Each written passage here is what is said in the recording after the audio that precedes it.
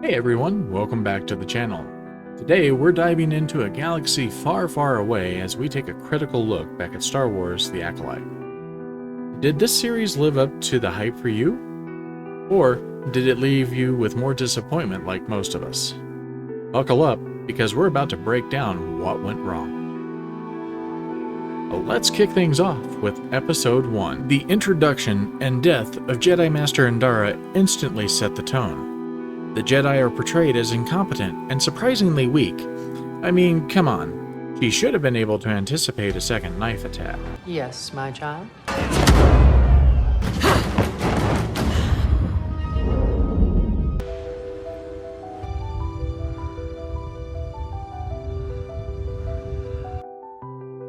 And then, of course, there's the baffling fire in space scene. Next, we have Osha being sent on an unmanned prisoner transport, along with her droid. Honestly, who thought this was a good idea? It's like the ultimate setup for disaster.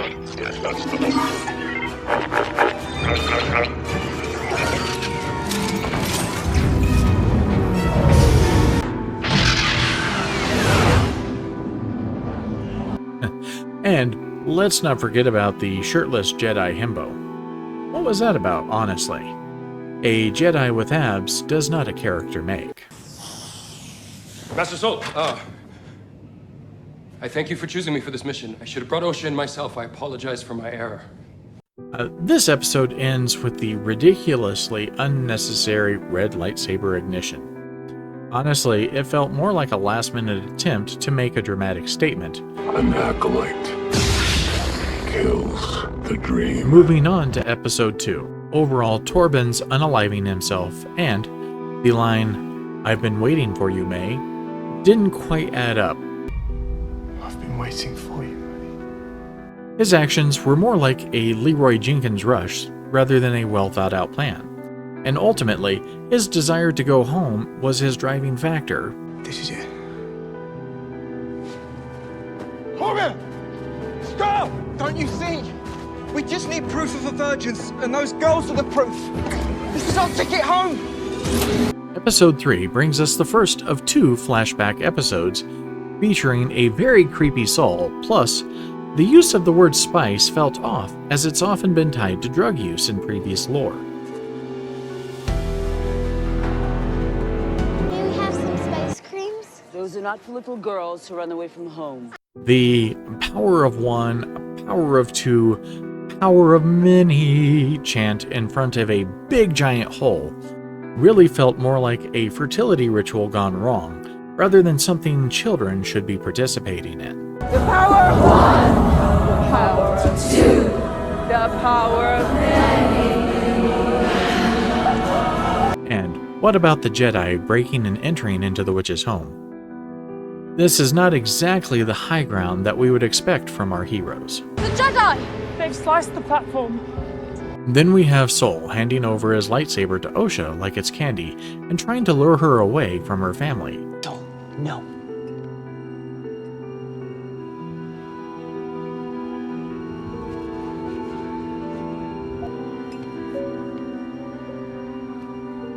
I think you would make a very... Also, the fire spreading and burning on rock was a bit much. Fire doesn't spread on rock without an accelerant. And sorry, that lamp just didn't have enough accelerant in it to burn down an entire facility.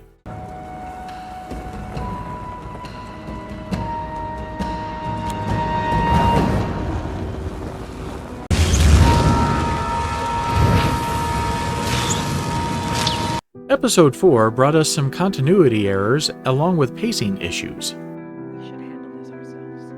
Ki-Adi-Mundi, alive years before he was supposed to be, is just one problem, but the simple fact that he knew that Jedi were being killed during the supposed time of peace that he spoke about in The Phantom Menace. He was trained in the Jedi art. My only conclusion can be that it was a Sith Lord. Impossible. The Sith have been extinct for a millennium. And why bring so many Jedi to defend against one woman in retrieving Kilnaka? It felt like a bit of overkill. Plus, a tracker and a piece of cloth method just felt underwhelming.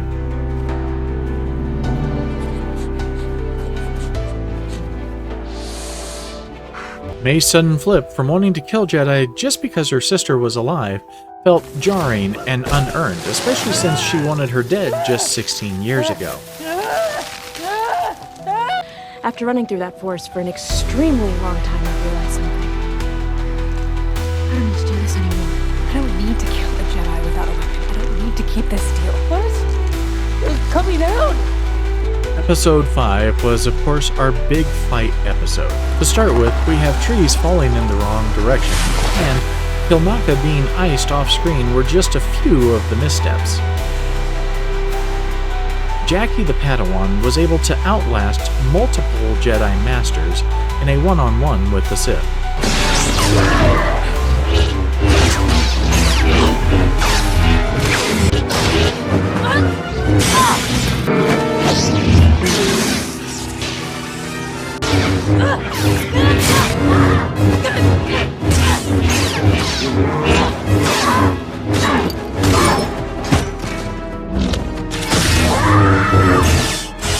Not to mention the fact that the concept, the Sith can't exist because the Jedi say so, felt a bit forced, and, in Headland's own words, was the start of the comparison of the Sith to the Rebel Alliance in The New Hope.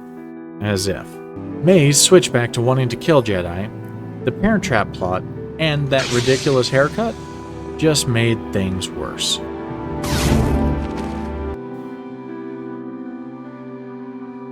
Episode 6, honestly, was no better.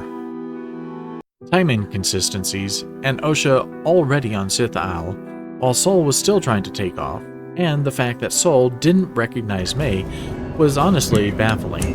Osha, I'm going to reset the transceiver. Take the wheel. The fight scene with May, Basil, and Pip was just a mess. Hey, relax, hey, whoa, relax, okay?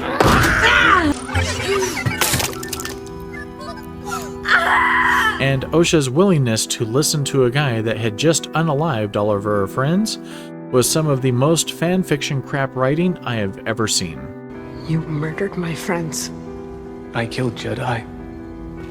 I killed those who threatened my existence. You killed Yord. A man who didn't hesitate to turn you in for a crime you didn't commit. You killed Jackie. And where did you think that was going to go? Episode 7 threw us back into the other flashback, and with Endara failing to inform the Padawan about what he's searching for in the first place, shows a lack of real bond between master and apprentice that we have come to expect.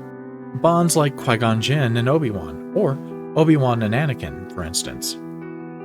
The witches created Osha and May from midichlorian manipulation, thus fully rewriting what was actually special about Anakin in the first place. Plus, the scary smoke demon was just too much. Corbin's desire to go home and rushing off to kidnap the girls because they proved their virgins, and Sol trying to hold up bridges instead of the girls was frustrating. Finally, Episode 8. May's escape just before Sol reveals his truth. We're not twins.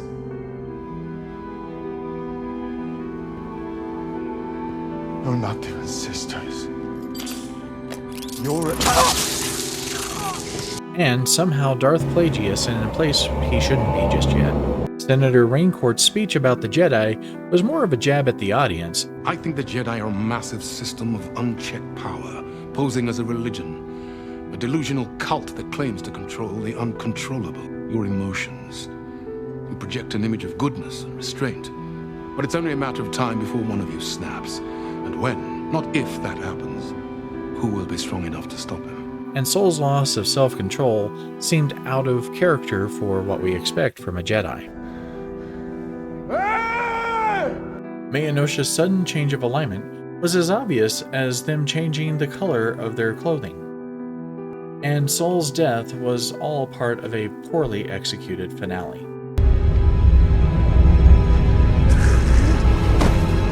Lastly, let's not overlook the final cameo where Venestra walks in to speak with Yoda.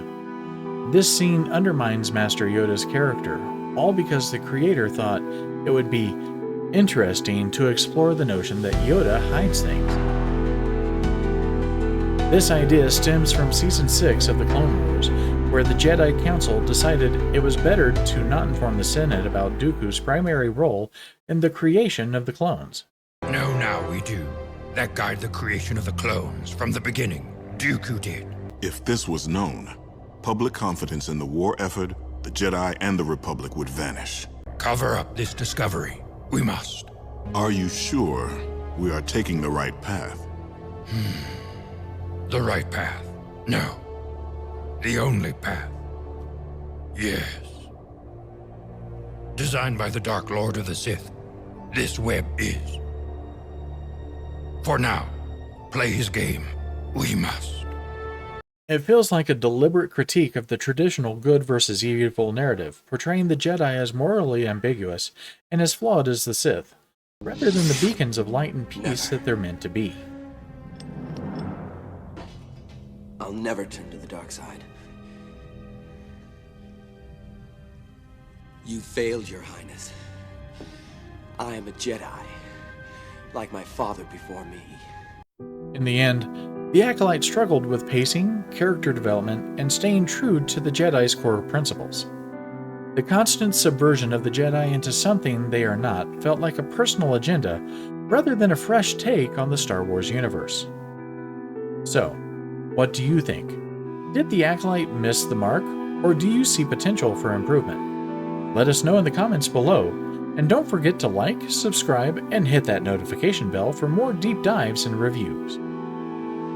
Thanks for watching, and may the Force be with you.